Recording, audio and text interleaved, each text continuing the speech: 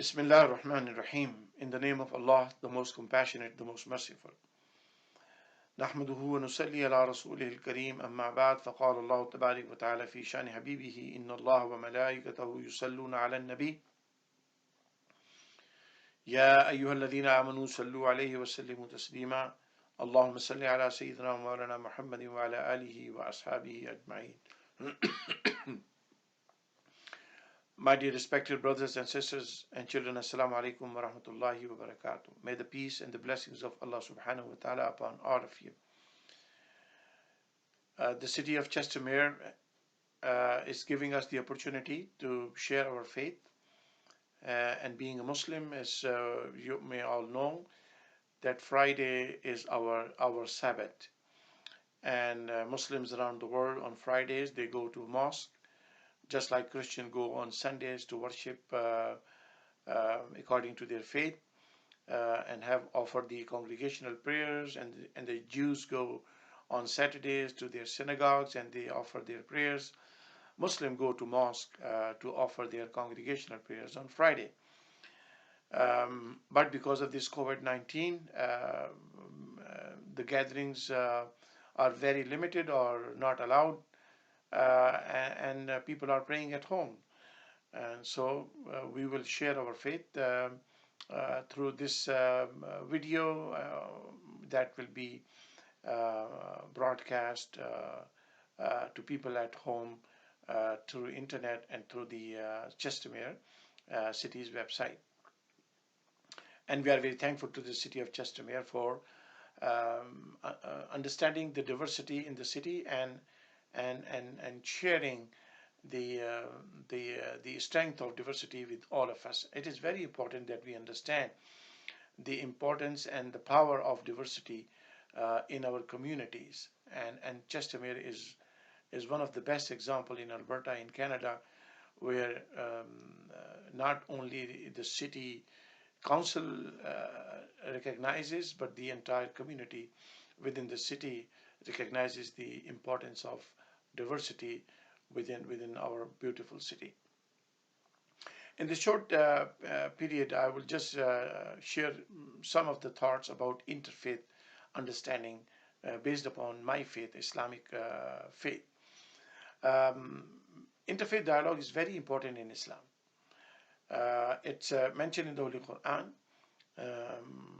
and it is very obvious in the teachings and of our Prophet Muhammad, peace be upon him. Prophet Muhammad has written letters to during his time, 14 centuries ago, to various countries and head of states, and one of his famous letters was sent to a Christian monastery in Egypt called Saint Catherine. It is one of the oldest Christian monastery in the world, in Egypt, in Saint Catherine. And Nabi Muhammad, peace be upon him, sent a letter and expressed his solidarity, his assurances to people of Christian faith that when Egypt became a part of the Muslim state, that how the Christian people of Christian faith will be supported and will be protected, and they will have the freedom to practice their religion. This is studied right from the beginning during the time of Prophet Muhammad, peace be upon him. When Prophet Muhammad, peace be upon him, came to Medina, he migrated from the city of Mecca to Medina. At that time, Medina was a very diverse city. Medina has a people of various faiths. There was a large population of Jewish community. There was a large population of tribal religions, pagans, and then Muslims also came, and the Prophet Muhammad, peace be upon him, migrated from Mecca to Medina. And then he signed an agreement with the people of all faiths in the city of Medina. That included the Jewish faith, the tribal religions, the pagans, and the Muslims. And it's called Covenant of Medina. It's called, in Arabic, it's called Mithaq Medina. And that Mithaq or covenant clearly explains that everyone of us in the state of Medina will have freedom to practice our own faith, and each other protection will be upon each other's responsibility. So that cohesiveness and understanding, or community understanding of, even with having different faiths, was practiced during the time of Prophet Muhammad, peace be upon him, right in the city of Medina. In the Holy Quran, Allah Tabarak wa Ta'ala says that when you talk to people of Christian faith or Jewish faith, you do not start from confrontation. And that's what it is forbidden in our faith, that when we have a dialogue, our dialogue should not be that I have to win and I have to defeat the other faith person. No, that's not the idea, and that is not recommended that in our faith in Islam.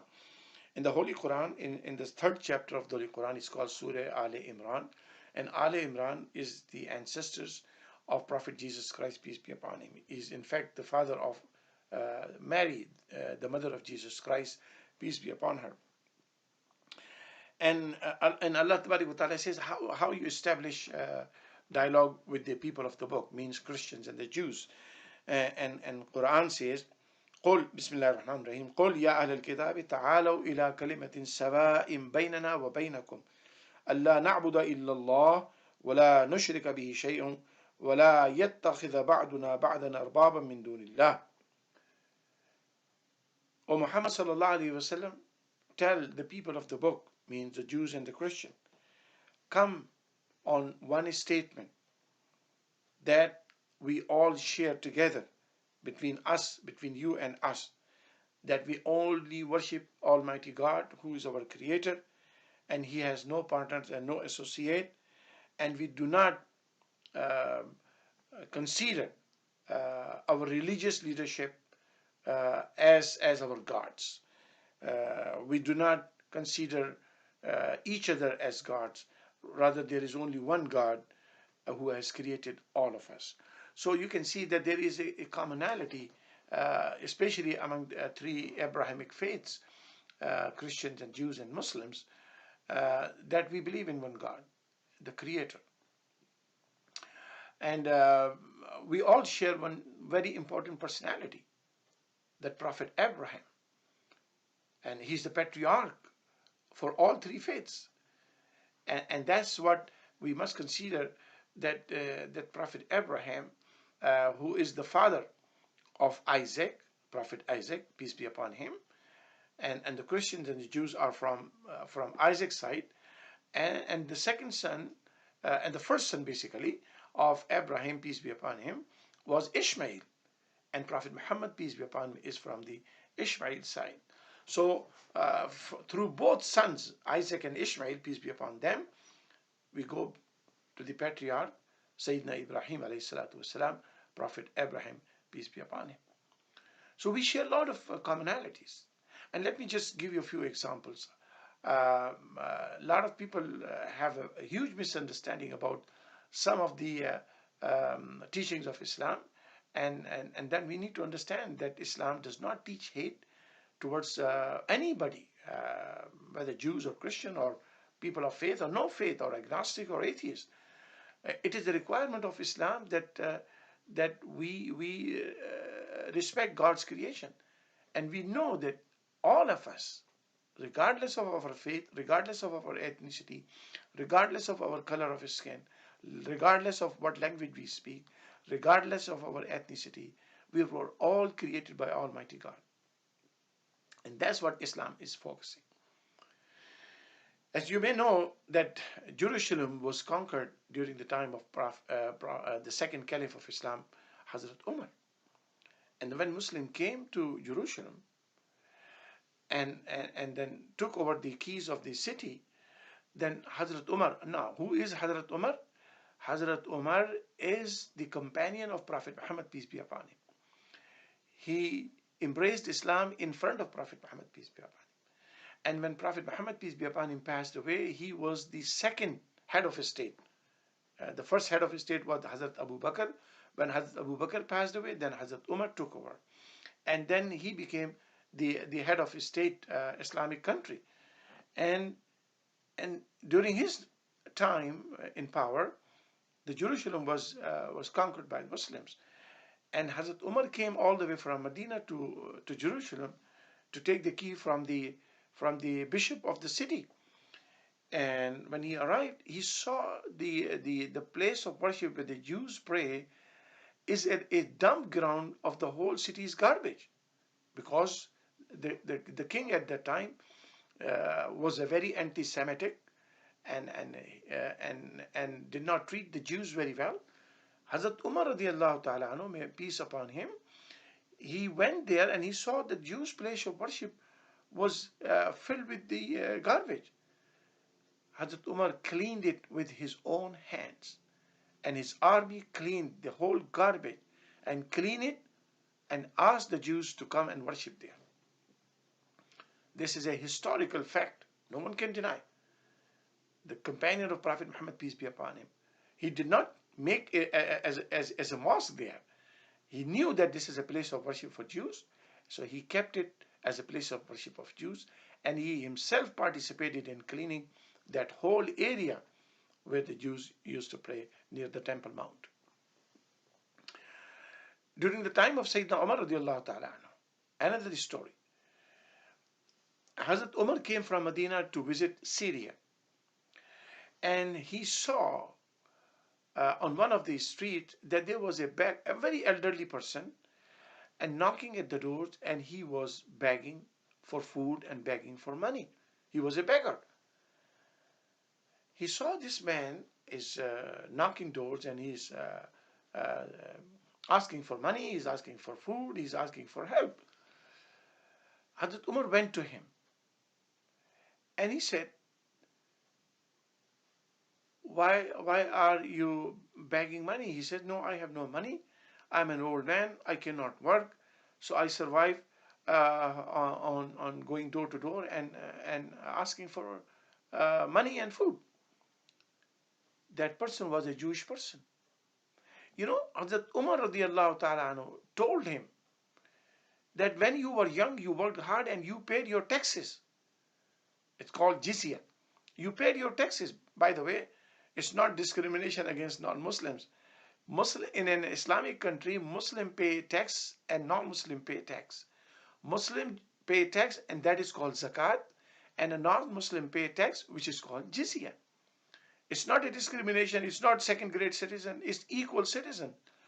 Why these two categories separate? Why the Muslim pays zakat and why the non-Muslim used to pay? It doesn't exist. This system does not exist anymore anyway. But during that time, they used to pay jizya. It's not because out of discrimination or out of racism. No, the reason is Islam requires, this is an Islamic requirement, Islamic law, that the money collected from non-Muslim in the country should be spent on them, not to be used their money on Muslims or propagation of Islam. The money collected from the tax money collected from the Muslims, what is spent on Muslims only. Money collected from the non-Muslim, what is spent on non-Muslims only. So in order to keep this separate, and that is the reason the tax money that is collected from non-Muslim used to be called jizya, and the tax money collected from Muslim used to be called zakat, in order to keep them separate and not to spend each other's money on each other. And that's the reason. So Hazrat Umar radiallahu ta'ala anhu told this man, when you were young, you paid your taxes, and now you are old man, and you cannot work, and you cannot pay your taxes, and we have left you to beg and go door to door. That's not going to happen in my government. He went back to Medina. He started a scholarship for him, what we call in today's time the funding from the government, or what is called the financial support from the government. He started for him, and anyone in his estate, whether Muslim or non-Muslim, who would go through this hardship of economics, then the government was responsible to financially support the citizens of the country. This is 14 centuries ago. This is the companion of Prophet Muhammad, peace be upon him, and head of a state of the first Islamic country on the planet Earth, in Madinah al-Munawwarah. One day Prophet Muhammad, peace be upon him, was walking, with his companions, and he saw there was an elderly person who was walking ahead of him. Prophet Muhammad used to walk a little fast, but when he saw this elderly person walking very slowly ahead of him, he started walking very slow. One of the companions told him, "O Messenger of God, this person is a Jew." So he was saying that this person is a Jew, why we need to show respect to him? Prophet Muhammad, peace be upon him, told him, "Do you believe that he was born out of a different Adam than me and you? We were all born from the same one Adam, peace be upon him. And that's what the humanity is the same." And he says, "No, I'm not going to go ahead of him. Let this person walk slowly, and we will walk slowly. Show to respect for him." So that's what the Islamic teachings are.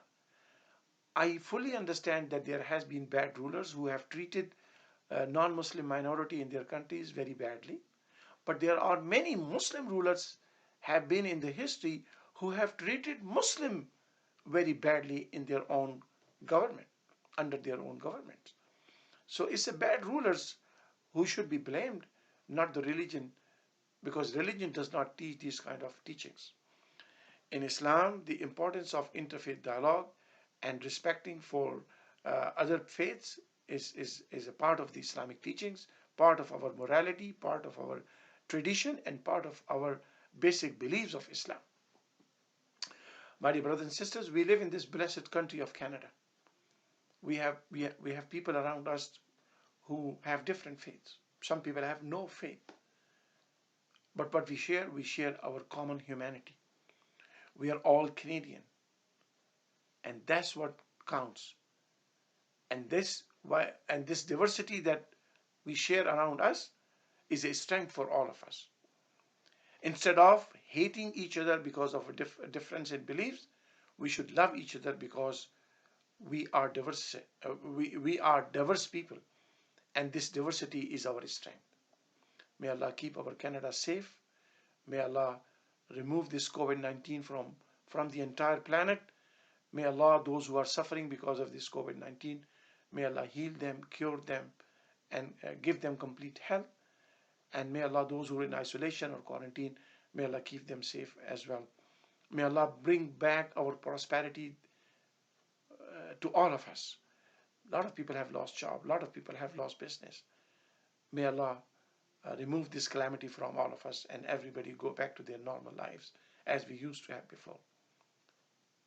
May God bless City of Chestermere, our province Alberta, and our country Canada. Thank you very much. وَمَا عَلَيْنَا إِلَّا الْبَلَاغُ.